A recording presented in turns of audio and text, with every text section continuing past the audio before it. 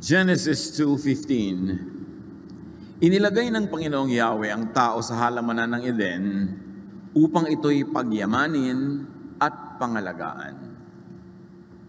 Be kind to earth.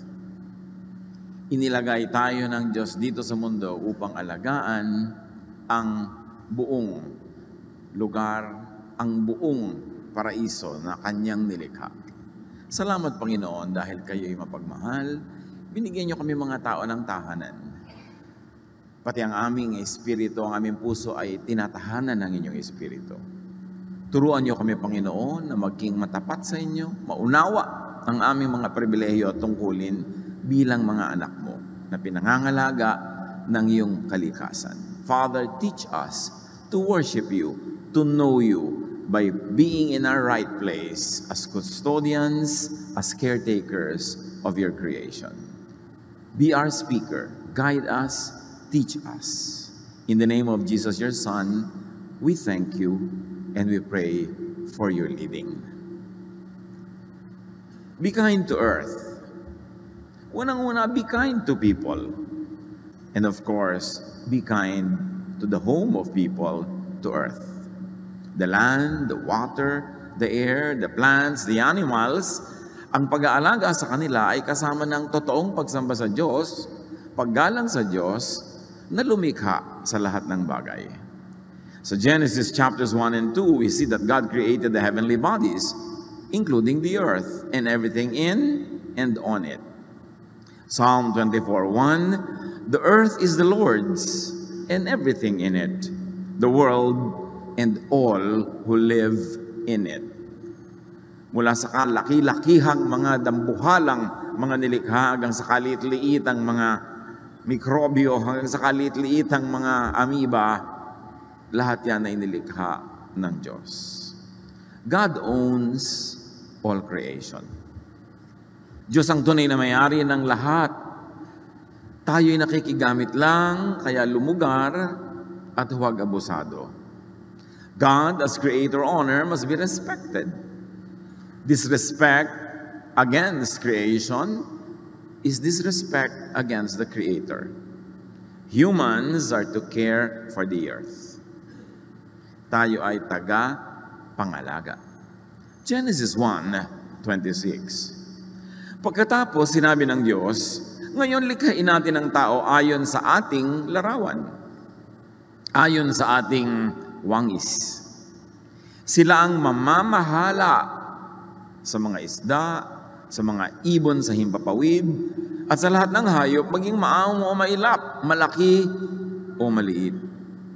So tayo daw ay mamamahala na nagmumula sa salitang bahala na pinagmula ng salitang bathala.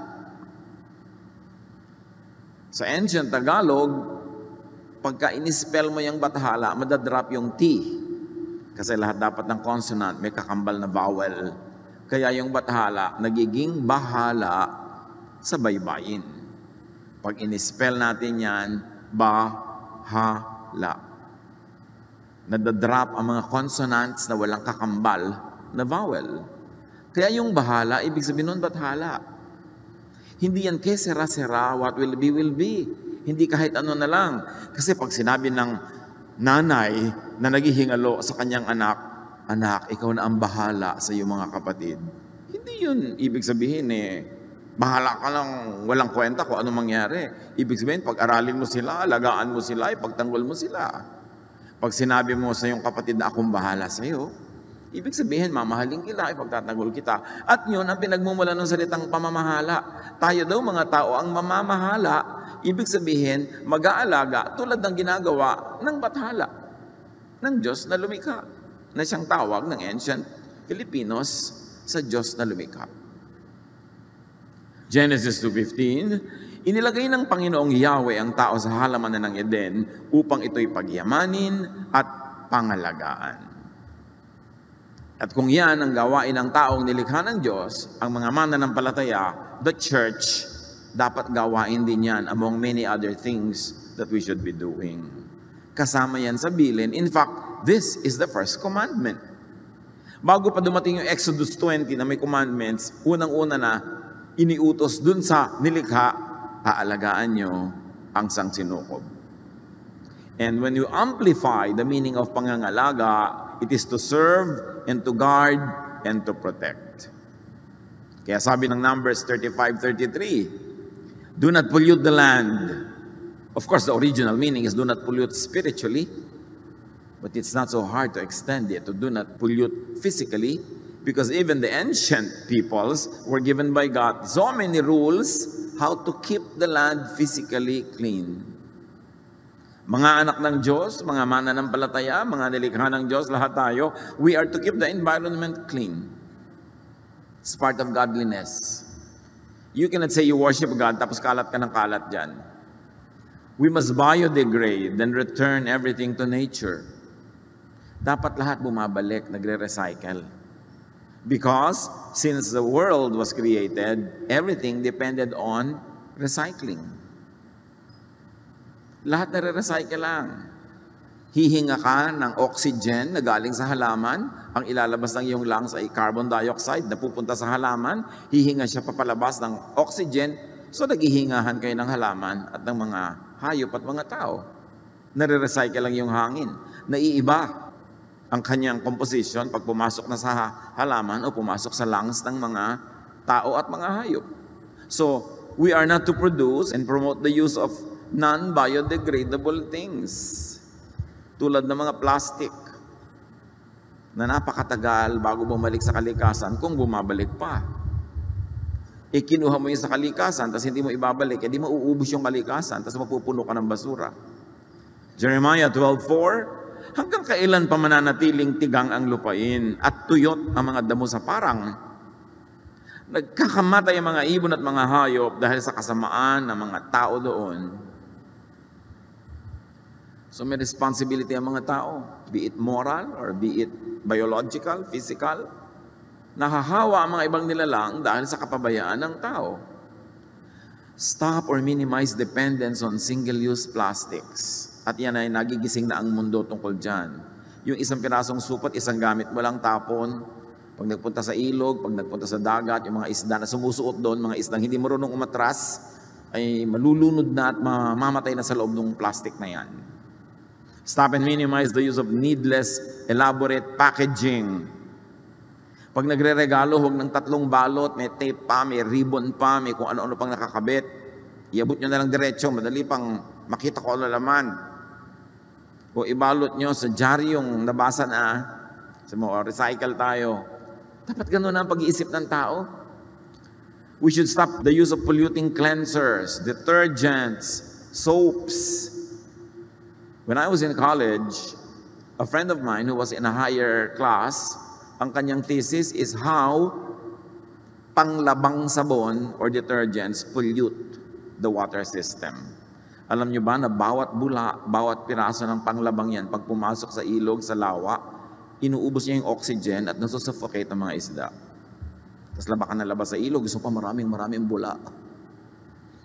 Yung pala pinopollute mo sa bawat pagbula ng iyong buhok sa shampoo, sa pagbula ng iyong mga hinuhugasang plato, sa pagbula ng iyong laba ng laba, we are poisoning the water system of the earth. Dapat magkaroon ng alternative products para gamitin. Nung araw naman, wala eh. Ang panghugas nga nung araw sa mga plato, abo. Makakakita tayo ng paraan kung gagawan lang natin ng paraan. Reuse and not just discard things. Mga itinatapon natin ng mga electronic waste, mga sirang telepono, mga sirang ganito, sirang ganon. Ano mangyayari dyan sa mga yan? Jeremiah 18:3-4. Kaya nagpunta naman ako at dinatnan ko ang magpapalayok sa kanyang gawaan.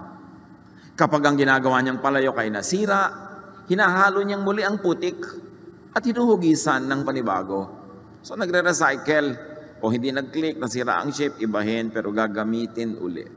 Reuse anything and everything that can be reused. That's part of worship. Reuse clothes, bags, accessories. Hindi kailangan laging bilhin ng bago. Pag may bagong gadget, hindi mo kailangan bilhin kasi hindi ka natitigil ng kabibili. Reuse even the other side of paper. I know a governor in one province, ang policy niya sa kanyang opisina, wala siyang babasahing papel na dumadating sa kanyang mesa at wala siyang pipirmahan na hindi gamit na yung likod. Gusto niya, puro recycled paper ang gagamitin ng empleyado sa Kapitolyo pag gumagawa ng mga papel. So titingnan niya, gamit na ba itong likod nito? Recycle ba ito? Tsaka lang niya babasahin. Minimize buying new things. Do not buy just because you can afford it. Kasi pag bumili ka ng anumang bagay, kailangan na ng raw material. Yung raw material kukuhanin sa bundok, sa gubat, sa lupa. Inuubos natin ng raw material para sa iyong ika-100 bag. Kailangan mo pa talaga ng 100 bag. Napaka-importanting isipin yan. Papatay ka ng mga hayop para kunin yung leather. Kukuha ka ng mga material sa mga mina para gumawa ng mga buckles. Gagawa ka ng chemical para kulayan yan. Can you imagine how much you pollute the earth with every bag in your collection? Pwede namang isa na lang na bayong para sa lahat. Pagka nabulok pa, babalik sa lupa. Do not throw away food. Yan ang isang malaking dilema ng hotel industry, mga restaurant industries. May shelf life yung food nila, tapos dapat itapon. Tapos ang daming gutom. Tapos kabawat halaman, kabawat gulay na nasa salad, lalagyan ng fertilizer. Bawat baka, bawat baboy, bawat karneng nando na bilang elemento. Ilang gubat ang kinalbo para magkaroon ng grazing field ng mga baka. Kaya nga nauubos na ang Amazon forest. Kakakain natin ng baka, kakakain natin ng steak. Inuubos ng mga ranchero, mga gubat para doon manginain yung mga baka na yun. Napakalaking effect sa planet ang bawat isang baka na kailangang palakihin, bigyan ng mga damo, kakain siya ng maraming damo, tapos kakainin natin yung baka na nilagyan ng maraming gamot, maraming turok para lumaki, para tumaba, para ganito at para ganon. Ba't di na lang natin diretsong kainin ng damo? Salad Para hindi na kailangan yung baka sa food chain. At mas marami pa na makukuha mong nutrients kasi diretso from the sun and from the soil yung nutrients, hindi dumaan sa katawan ng hayop, tapos kakainin mo lang yung hayop. John 6:12. Nang makakain na mga tao, sinabi ni Jesus sa mga alagad, ipunin niyo ang mga lumabis ng di masayang. Kita niyo, naghimala ang Panginoon, himalayo na. Ang dami, pero pati yung mga natira ipinaipon niya para hindi sayang. Sa restaurants, anywhere, do not order more than what you can eat. Lalo sa eat all you can. You want to die at once? Dalasan nyo yung eat all you can. Bakit kailangan eat all you can, not hindi eat what you need? Can you imagine na nakaka-insulto yun sa sir, eat all you can? Ano palagay mo sa akin? Di ba? Lahat ng kaya ko isaksak sa akin, babagsik na sikmura, lulunukin ko. Dahil eat all you can. Di ba nakaka-insulto sa ating pagkatao? Eat what you need. And at times, you may eat what you want. Pero yung eat what you can, kaya nakita mo bundok-bundok yung mga plato at sa dami ng mga abusado, o bawat isang sobra dyan, meron ka multa. So nailagay mo sa plato mo para hindi ka mapagmulta, lululunin mo na lahat. Not good. And do not put everything on your plate in buffets. Ang dami natitira. Lalo yung mga plated sa mga buffet na wedding, mga buffet na handaan. Ang konti-konti naman ang kinakain ng tao, ang daming tira. Do not fill up your glass beyond what you will drink. Bihirang-bihirang tao, inuubos yung laman ng baso. May kalahati, may 1/3. Yung kalahating baso, pa pinagsama-sama mo lahat ang basong may natin ang kalahati, mapupuno ang Angat Dam. Can you imagine all the wastage? So recycle everything. Mga anak ng Diyos, part yan of holy living. Recycle especially water. Mula nung nilikha ang mundo hanggang ngayon, not one drop of water came out or entered the universe. Entered the earth. Recycle ang lahat. Ang ininom niyong tubig kaninang umaga, pinaghugasan siguro ng paa ni Cleopatra. O ihi ng palaka. Paikot-ikot lang ang lahat. Ecclesiastes 1:7, lahat ng tubig ay umuuwi sa dagat, ngunit hindi ito napupuno. Bakit? Kasi nag-evaporate. Ang tubig ay bumabalik sa batis na pinagmulan upang muling umagos sa patungong karagatan. You see, I mean, Ecclesiastes 1:7 is talking about the water cycle. Long before science determined the method of water cycling and recycling. Pabalik-balik, paulit-ulit ang lahat. Kaya tayo kain ng karne, kain ng gulay, ng mga halaman, kain ng ano. Dapat tayo pag namatay, maagnas. Para bumalik tayo sa lupa at pakinabangan ulit tayo ng mga damo, ng mga papaya, maging prutas ulit tayo, makain ulit tayo iba. Yung tinatawag nila na the cycle and circle of life. Kumakain ka, kinakain ka, paikot-ikot lang. Eh yung napaka-selfish mo naman kung nakapreserve yung bangkay mo for 2,000 years. Hindi ka na babalik sa lupa. Yung mga kinain mo, hindi na babalik. Kailangan bumalik. So recycle and reuse water at home. Kung magpapagawa ka pa lang kayo ng bahay, at meron kayong kakayanan, magandang yung bubong nyo, lahat ng tubig ng ulan na tumutulo doon, lumalaglag sa para mga kanal na katapat ng bubong, nagpupunta sa isang munting balon na ipunan nyo ng tubig, na pwede nyo ipandilig, pwede nyo ipanghugas ng kung ano-anong hindi naman kailangang inumin. Collect rainwater, sayang. Catch bathwater and reuse it. I have known of people na pag naliligo sila, lalo tabo-tabo yung paligo nila, nakatungtong sila sa malaking batya. So pagkapaligo nila, puno na yung batya, pang-flush nila ng toilet. Wise. Very wise. At mga kapatid, save water kahit sa hotel showers, kahit libre, kahit sa gym, kahit saan. Kasi tubig pa rin yun. Yung tubig na sinayang mo sa hotel, tubig na nasayang para sa buong planeta. Huwag mo lang tipirin yung dumadaan sa iyong kontador. Kailangan lahat ng tubig tinitipid. Water is not exclusive to us. Psalm 104:10-12. He makes springs pour water into the ravines. It flows between the mountains. They give water to all the beasts of the field. The wild donkeys quench their thirst. The birds of the sky nest by the waters. They sing among the branches. Maraming nakikinabang sa tubig, kaya kailangan i-conserve. Isaiah 55:10. As the rain and the snow come down from heaven and do not return to it without watering the earth and making it bud and flourish, so that it yields seed for the sower and bread for the eater.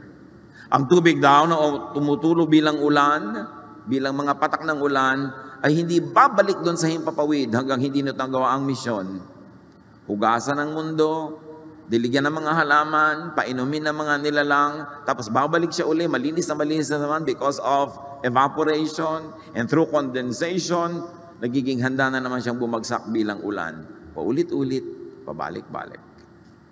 Tapos sa mga tao, pinopolyut ang hangin, puro pollutant at lason sa hangin, pagdaan ng ulan na bumababa sana sa lupa, nakakatanggap at nadidikitan ng mga pollutants in the air, bumabagsak sa atin as acid rain. Ang halaman na mabagsak ka, nasusunog. Pag tinamaan ng yung balat, magkakaroon ka ng kung ano-ano mga buni. Kasi marumi yung hangin na dinadaanan ng tubig. Sino may kasalanan? E di tao na naman. Very interestingly, according to studies, water has memory. Proven yan by scientific experiments. Water remembers what was dissolved in it. Na kahit diluted na halos hindi mo na matitrace, natatandaan pa ng tubig kung ano yung dinisolve sa kanya. If diluted to a degree that nothing of the original dissolved molecules remains, the water will remember it. There were experiments. Human antibodies were dissolved in water and diluted until none of the original antibodies were present. Now, while the same blood cells were put in the same water, these cells responded as if the antibodies were in the water. Kung hindi nyo naintindihan, palampasin nyo na. Ang mahalaga, naiintindihan ng tubig ang lahat ng nahihipo niya, lahat ng come into contact with the water, natatandaan niya. Kaya ngayon, ginagamit na sa high-tech sciences ang tubig bilang component of many super high-tech instruments because water remembers. In this very interesting book called The Secret of Water by Masaru Emoto, ang dami nilang experiments, nakita nila na ang tubig ay nakakausap. Water reacts to environment. Water reacts to human words, to human language and emotions. May mga tubig na pinupuri nila, pinasasalamatan, tapos i-freeze. At pag frozen natin, tinitingnan nila under very powerful microscopes yung mga molecules niya at yung mga formations niya as crystals, ang gaganda ng formation para mga parol sa Pampanga. Pero pag yung tubig, minura-mura nila, pinintasan, tapos i-freeze, tiningnan nila sa microscope yung mga components, durug-durug, wasak-wasak, pangit-pangit. Kaya pala dapat nagpapasalamat ka. Salamat Lord sa tubig. Thank you tubig. Iniinom kita. Naliligo ka. Thank you tubig. Wow, masarap mo naman tubig. Kasi gumaganda siya lalo. Papagandahin ka rin niya. Pero may tubig kang katawan. Ayoko naman tubig na ito. Tabang-tabang. Diba? Ayoko sa tubig na ito. Papangit siya lalo. Parang tao nagre-respond. Pag pinupuri, there are beautiful formations. Pag pinipitasan, chaotic formations. Nakikinig pala sila. I was talking to one very prominent leader of the church the other day. At nung binanggit ko to, sabi niya, kaya pala, alam mo kapatid, sabi niya, minsan naliligo kami sa beach, nag-enjoy kami sa malaking alon. Ako sabi ko, more, lumaki talaga yung alon. Sabi ko, more, hanggang inanod kami, butik na kami nalunod. Sabi, hindi mo pala dapat sinasabi yun, nakikinig. Sabi ko, hindi mo ba alam na si Jesus nga, pinatigil niya yung bagyo, tumigil Nakikinig, di ba? May power talaga. Marami tayong hindi alam. So may kaharap kayong tubig o inumin, huwag niyong pintasan. Lalo't kung kailangan niyo rin namang inumin. Huwag niyong pinipitasin yung pagkain na kakainin. Ano bang pagkain ito? Tabang-tabang. Habang kinakain niyo siya, purihin niyo para lalo sumarap. At nung nalunok niyo na, sabi niyo, joke. O dito naman siya papangit pag nasa loob. Our environment responds. So respect water. Si Jesus nga, tinawag na living water. Alam nga namang walang kwenta yung tubig para gawin siyang comparison kay Jesus. Recycle air. Very important. Job 37:12-13. At His direction, they swirl around over the face of the whole earth to do whatever He commands them. He brings the clouds to punish people or to water His earth and to show His love. So nakita niyo yung hangin, yung mga ulap, lahat yan nagagamit na instrument to be a blessing or to discipline and even to punish. Inhale fresh air. Mga kapatid na sobrang nasasanay sa air-conditioned rooms, there are studies. Whenever you can, get out of the room and inhale fresh air. If the air around your house is not fresh, make it a point to go to the mountains, to go to the provinces every once in a while, and just feed on fresh air to make yourself healthy. Breathe outdoors. May tinatawag na yun na forest bathing.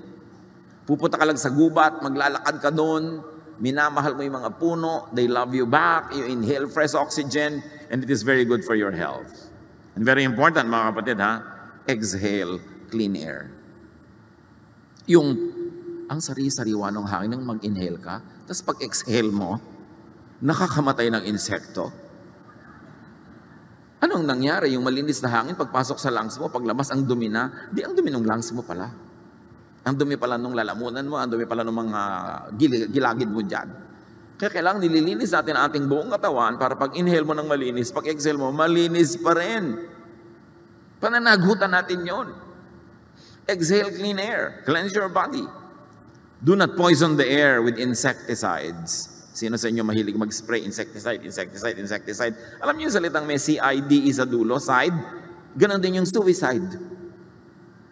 Nakakamatay ang lahat na may side sa dulo. Kaya mga pesticide, insecticide, suicide. Tapos mag-i-spray kayo ng lamok, patay. Mag-i-spray kayo ng langaw, patay. Kung size nyo ang lamok at langaw, patay din kayo. The only reason why you don't die is you have bigger lungs. Pero kung ang dami nyo nang na-spray na nagawa, paulit-ulit, in proportion to your size, para na rin kayong lamok sa dami nang na-spray nyo, you will soon die. Kasi nakakamatay. Iaanin po namin yung mga insekto. Well, screen your house, magkulambu ka, and use insect repellents. Mga halaman na nagpapaalis ng hayop, hindi na pumapatay. Tinataboy lang nila para hindi mo katabi. Kasi ang nakakamatay sa insekto, nakakamatay din sa'yo.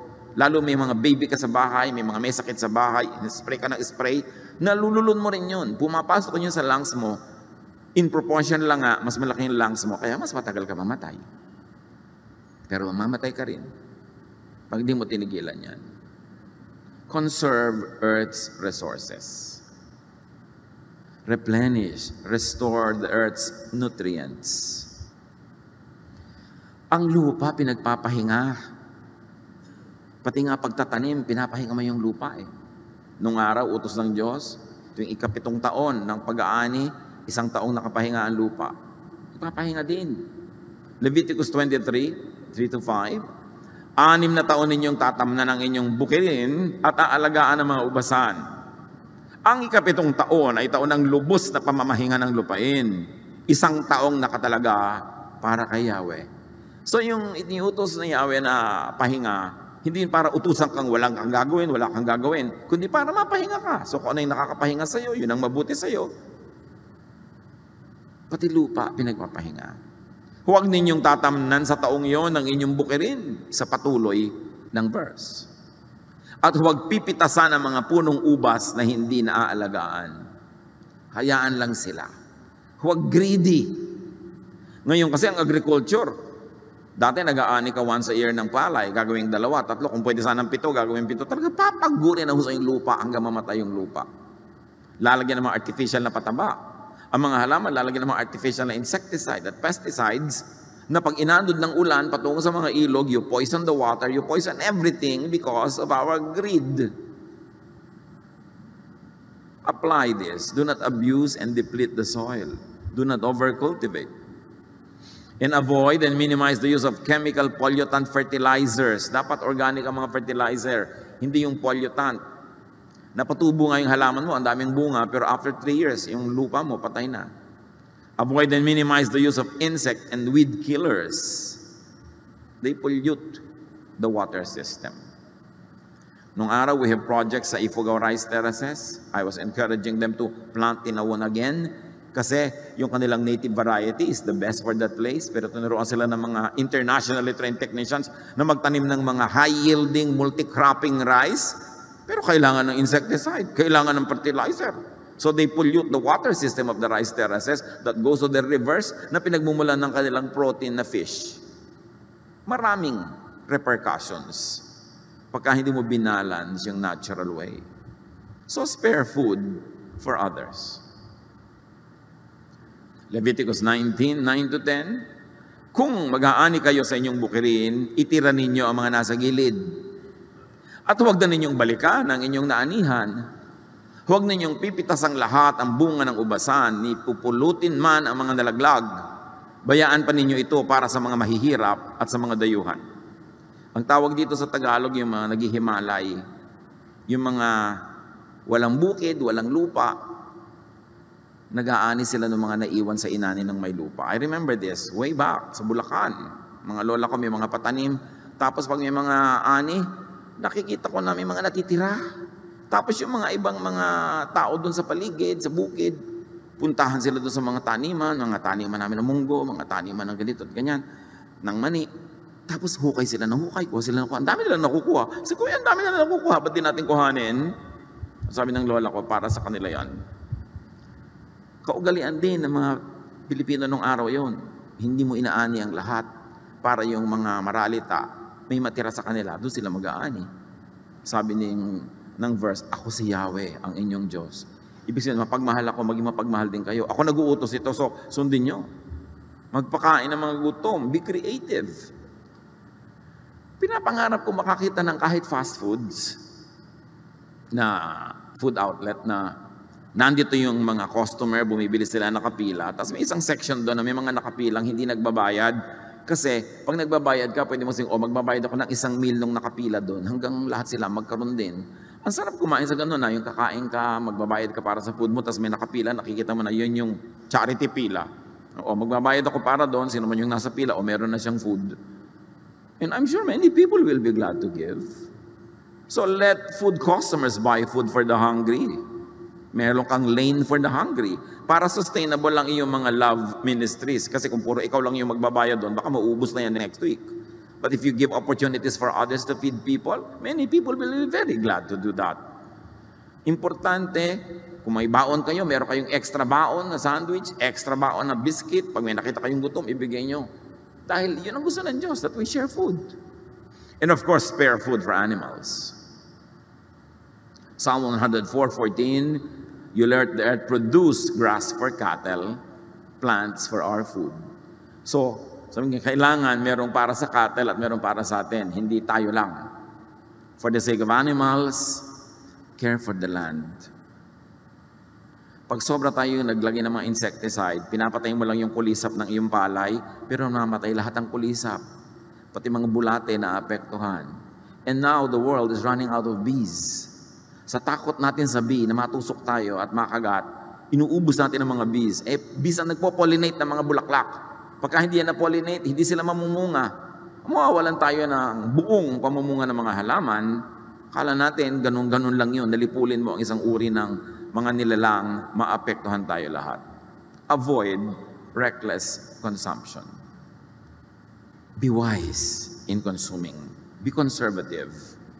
Proverbs 21:20, dahil sa pag-iimpok, ang bahay ng matalino ay napupuno ng kayamanan. Ngunit lahat ay winawaldas ng taong mangmang, kaya wala at wala rin siya lagi. God will judge people as they abuse creation. Isaiah 24:4-5, the earth wilts away, its mighty leaders melt to nothing. The earth is polluted because its people disobeyed the laws of God. Again, this is spiritual and material pollution. Jeremiah 2:7, dinala ko sila sa isang mayamang lupain upang tamasahin nila ang kasaganaan yon, ngunit dinungisa nila ang ibinigay kong lupain dahil sa karumal-dumal nila mga gawain. Psalm 107:33-34, He turned rivers into a desert, flowing springs into thirsty ground, and fruitful land into a salt waste because of the wickedness of those who live there.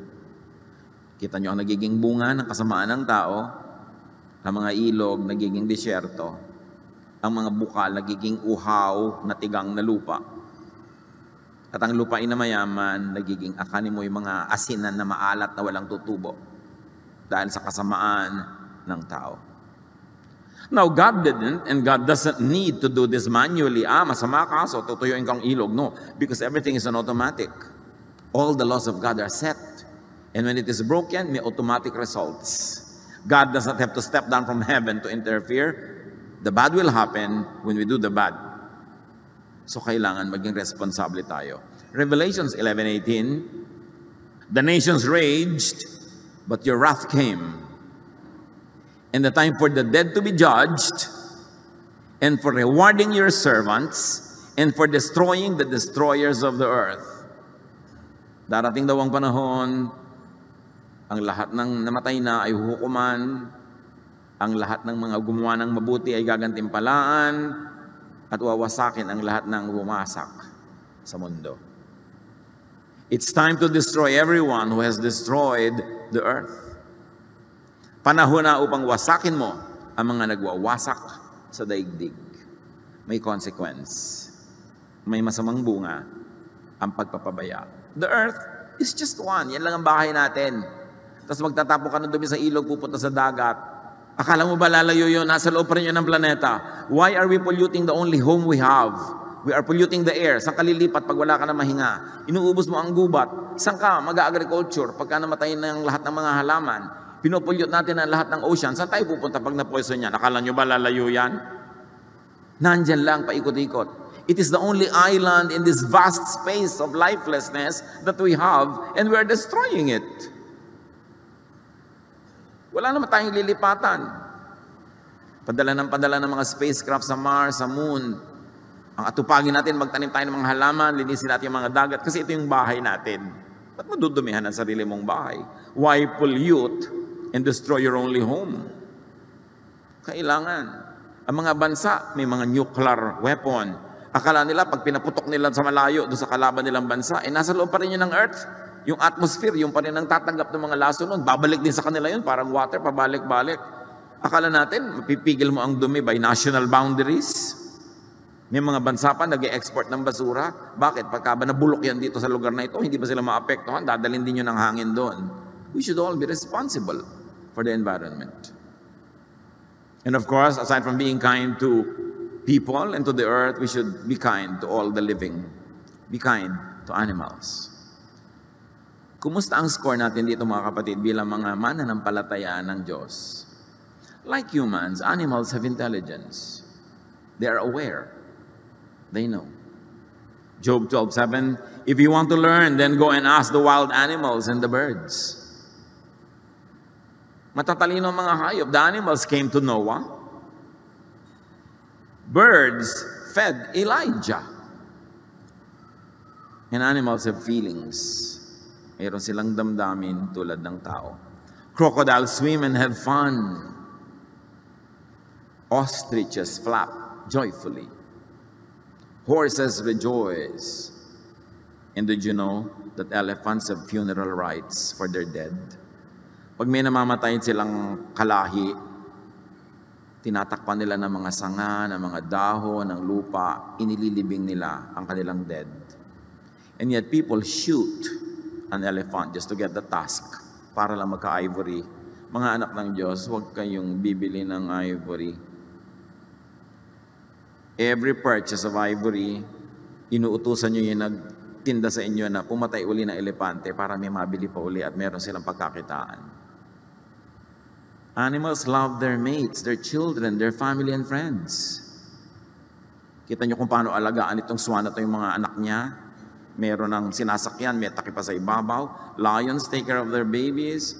Everybody, all of these animals are very caring parents. Respect animals. Do not objectify them. Huwag nating manhirin ang ating sarili para hindi natin maramdaman ang kirot na nararamdaman ng mga hayop pag tayo ay nagiging malupit. Animals do not belong in cages. They belong in the wild. Hindi sila bagay sa zoo. Animals do not belong in aquariums. Alam niyo yung mga seafood market, yung buhay na buhay yung mga isda, iluluto. Alam niyo ba na mula nung nahuli sila hanggang lutuin para sa inyo, hindi sila pinapakain? Wala silang nakakain kasi para daw hindi dumumi yung aquarium at saka para malinis ang kanilang sikmura at pag niluto, malinis, mag-enjoy ang customer. Pero the kindest thing you can do to a fish or a sea creature in the aquarium is to eat it at once because as long as it lives, it never eats. The agony only prolongs. Animals are not for entertainment. Hindi sila mga para patungtungin mo sa mga platito. Hindi sila para paglaruin mo ng bola. Animals do not belong in water fun areas. Hindi sila bagay dyan. Huwag kayong bumibili ng mga ganyang ticket. Huwag kayong nanonood ng mga ganyan. Kasi tuturuan nyo yung nagnenegosyo na humuli pa ng marami dahil malaki ang benta ng ticket. Animals are not for entertainment. Masyado tayong desensitized. Halimbawa, nakakakita tayo ng mga animals na i-deliver sa matadero. Animals that will be brought to butchering. We don't care. Hindi natin napapansin na lahat sila ninenervyos para sa buhay nila, malapit na silang mamatay, etc. etc. Balik rin kaya natin kung tao yung i-deliver. Tapos yung mga baka, kebs lang, wala sila pakialam. Kailangan palitan natin yung pwesto natin para maging sensitive tayo pamisa-misan. Pag sa supermarket, nakakakita ka ng mga karne, iba-ibang cut. Imagine mo mga tao yung cut na yun, namimili mga baka. Di ba? Anong gusto mo ngayon, iha? Ang gusto ko po ng tenderloin na tao. Di ba? Gusto ko ngayon ng chop na mga ganito. We are so desensitized. Of course, kasama sa life, yung you eat, you get eaten. But what I mean is, ang dami nating abuses. By eating more vegetables, by eating more fruits, you have less need for meat. At imbes kinakain mo yung buong steak, pwede mo maging sahog na lang. Kung talagang gustong-gusto mo, at least konti na lang. Imbes 5 baka yung kinain mo buong buhay, 1 na lang. Malaking tulong na rin yun. Hindi ka naman kailangan maging absolute vegan, but you can help. Now, animals are loved by God. Mahal ng Diyos ang mga hayop. Matthew 6:26, look at the birds of the air. They do not sow or reap or store away in barns, and yet your heavenly Father feeds them. Think of feeding animals, not just eating them. Kung meron kayong bintana, maglagay kayo ng isang palangganang tubig every day para may mga ibong dumapo, makainom sila. Kasi wala na silang mainom ang batis doon sa buong Metro Manila. Kahit tubig sa estero, ayaw na nilang patulan. Kung meron ka mga bird feeding dyan, may lalagyan mo ng konting seeds, dadapuan at dadapuan niya ng ibon. Better, maglagay ka sa bahay mo kung may space ang bird house na maliit, na hindi naiistorbo, pwede sila doong mamugad kasi wala na sila mapugaran, wala na mga puno. Proverbs 12:10, good people are kind to their animals, but a mean person is cruel. Meron ka makikitang aso, ang tali, alambre, sa leeg. I saw a dog one time na iikot-ikot, gutom na gutom, at nung tinawag ko, salamat lumapit, nakalubog sa leeg niya, alambre. Kasi maliit pa siyang tuta, alambre ang collar niya. Lumaki na siya. Can you imagine na sa bawat paglaki niya, sumasakit dahil lumulubog sa laman niya yung alambre. I had it removed. Ang sakit, nagtiis ang aso, tiniis niya. Tapos hindi na siya umalis. Nandun na siya forever with us. Ang daming ganung hayop. Ang daming mga isda, ang daming mga turtles na napapasuot sa plastic na supot, di na sila makalabas. Nasusuffocate na sila. Ang daming iniiwan ng mga mangingisda ng mga lambat sa dagat, lalo na lagot, nasira. Tapos napapasuot doon yung mga isda at na-entrap na sila forever. Ang daming ganyang cases. Kahit nga sa hayop, sabi ng Diyos, pagka ang hayop nagigiik ng mga grain, alam niyo nung araw yung mga meal ng bato na dinudurog yung mga grain, mga baka, mga beasts of burden ang nagpapaikot ng bato na yon. Deuteronomy 25:4, huwag niyong bubusalan ang bibig ng baka habang ito'y gumigiik. In other words, kung ginigiik ng baka yung mga grain, walang busal ang bibig niya, walang takip, pwede siya dapat yumuko at kumain whenever the baka likes to eat. Diyos pa ang may sabi niyan. Ganyan niya kamahal. Matthew 12:11, sumagot siya, kung kayo'y may tupang nahulog sa balon sa araw ng pamamahinga, hindi ba ninyo ito iaahon? So ano itinuturo ni Jesus? Kindness to animals above religious tradition. Ganun kamahal ng Diyos sa mga hayop. That God even commissioned a donkey to talk to a prophet. Yung prophet na naliligaw ng landas, ang ginamit ng Diyos para kausapin siya, isang donkey. At nagsalita ang donkey. Needless to say, we have to be kind to plants. According to the studies, plants have intelligence. Plants remember and learn like water. Ang mga halaman, patuloy nilang sinusuri ang kanilang kapaligiran, lahat ng mga nakakasalat, nakakahipo sa kanila, at sila ay nagpapasya kung paano sila tutugon sa ganung mga pangyayari sa paligid nila. Ang ugat ng halaman, pag nakatama sa bato, ay iikutan niya yung bato hanggang makahanap siya uli ng malambot na lugar. May mga experiments sa mga halaman na nagre-respond talaga sila. Plants even respond to human words and thoughts. Kaya mga iba, kinakausap nila yung halaman, na pagkakamala mo, ay may sira yata yung kapitbahay namin. Nagre-respond sila. There were experiments, at ito sa book na The Secret Life of Plants. And among many other studies, may halaman na inilagay nila sa isang kwarto, isang laboratory. Nilagyan nila ng mga pangsukat ng electrical activity at kung ano pa na inilalagay sa ulo mo pag tinetest yung brain mo. Tapos meron silang inutusan na isang lalaki. Pumasok ka, tagain mong halaman. Pagpasok ng lalaki na intensyon niya, tagain yung halaman, na-tense yung halaman, nakita doon sa mga ikinabit sa kanya na instruments. Nagkaroon siya ng electrical activity na panic siya. Tapos nung tatagain na siya, talaga ang lakas ng galaw ng mga pambasa ng movement sa nangyayari sa halaman. Tapos sinabi nung nag-experiment na, huwag mo na ituloy, huwag mo tagain. Biglang nag-relax yung halaman, nawala yung mga reading. Pagkatapos, meron silang isang inutusan na tao, pumasok ka, kunwari tatagain mo pero huwag mo tutuloy. Pagpasok niya, hindi siya pinansin ng halaman. Alam ng halaman, kunwari lang. Diba? Sabi nga nila, don't tell secrets in a vegetable garden because potatoes have eyes and corn have ears. Of course, iba naman yun. Pero yes, nagre-react sila. Kaya nga yung fig tree, sabi ni Jesus, naku, huwag ka na sanang mamunga pa kahit kailan.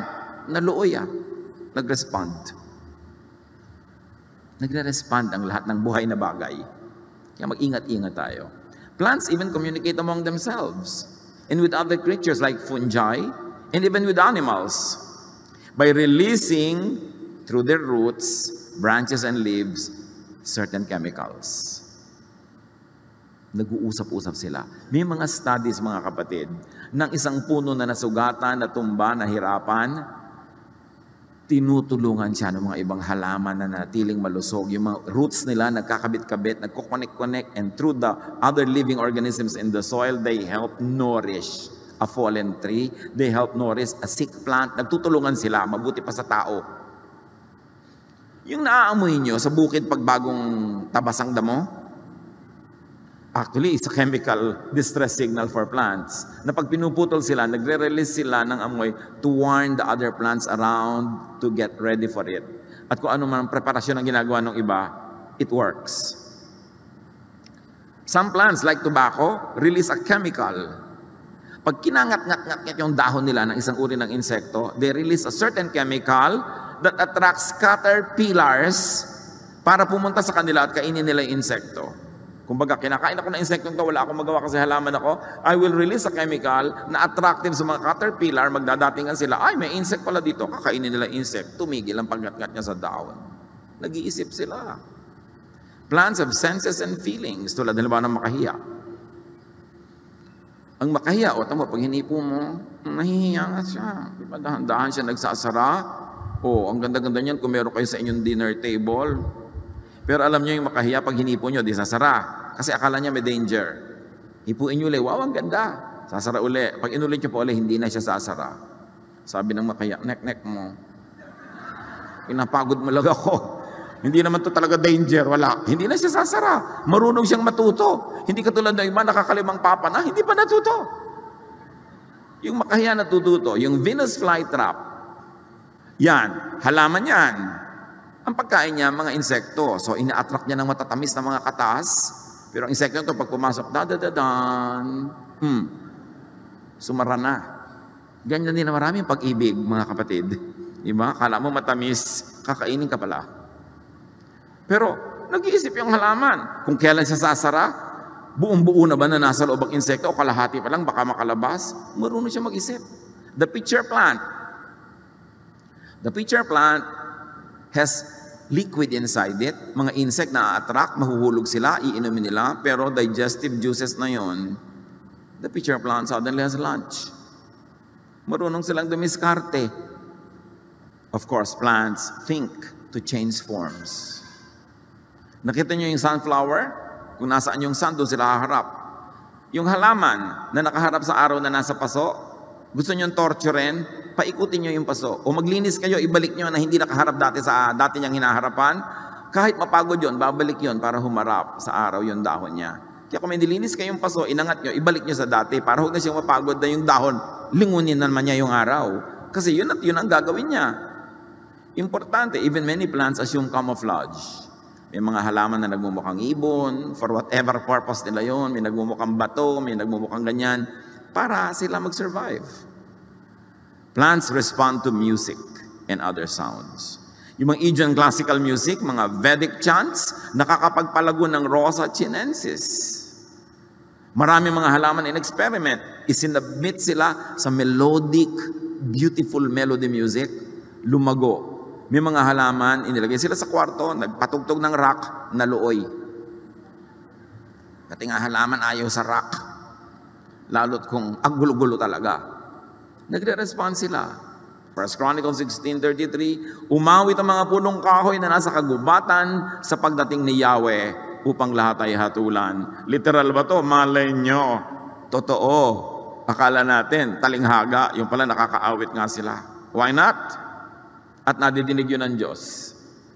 Deuteronomy 20:19, kapag kinubkob nyo ang isang lungsod, ibig sabihin, militarily, pinaligiran nyo, gusto nyo siyang matagal na bantayan para nyo makuha yung city, huwag ninyong putulin ang mga punong kahoy doon, kahit matagal na ninyong kinukubkob ang lugar na yon. Ang mga puno ay hindi nyo kaaway. Bagkus, makapagbibigay pa ito sa inyo ng pagkain, kaya huwag nyo itong puputulin. Napaka-specific ng instruction. Proverbs 27:18, take care of a tree and you will eat its fruit. John 15:5, ako ang puno ng ubas at kayo ang mga sanga. ang nananatili sa akin at ako sa kanya, ang siyang magbubunga ng sagana. Sapagkat wala kayong magagawa kung kayo'y hiwalay sa akin. Kahit dito sa talinghaga na sinabi ni Jesus na siya ang puno, ang sinasabi niya, ang buhay niyo nakadepende sa puno. Gawin yung physical, gawin yung biological, ang buhay talaga natin nakadepende sa plants. Apply it many ways.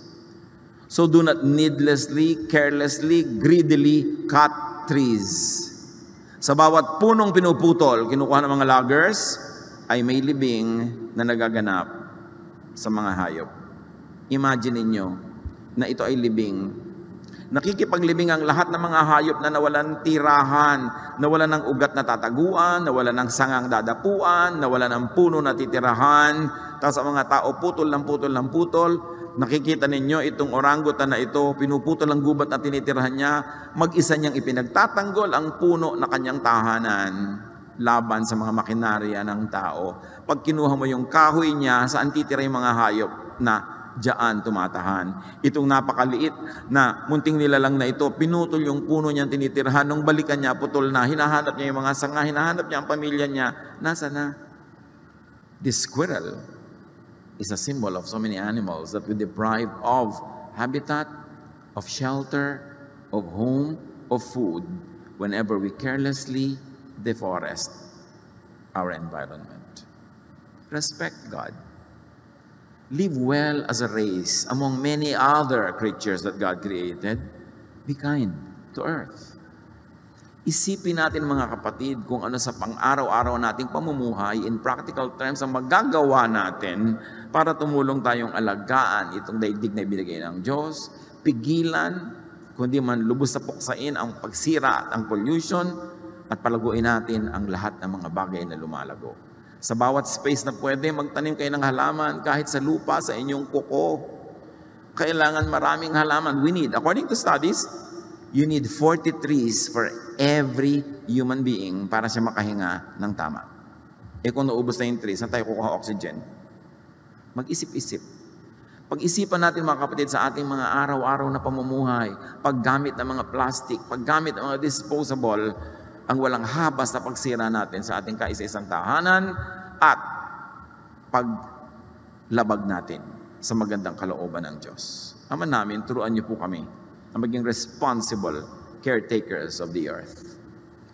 Ipakita niyo sa amin sa bawat hakbang na ginagawa namin sa practical sa pang-araw-araw na buhay kung paano kami makatutulong at nang sa gayon maluwalhati ang iyong pangalan at kami maging tunay na matapat sa iyo sa pag-aalaga sa iyong nilalang. Pagbulay-bulayan natin ang mga ito at ituring na bahagi ng isang tunay na pagsamba sa ating Diyos.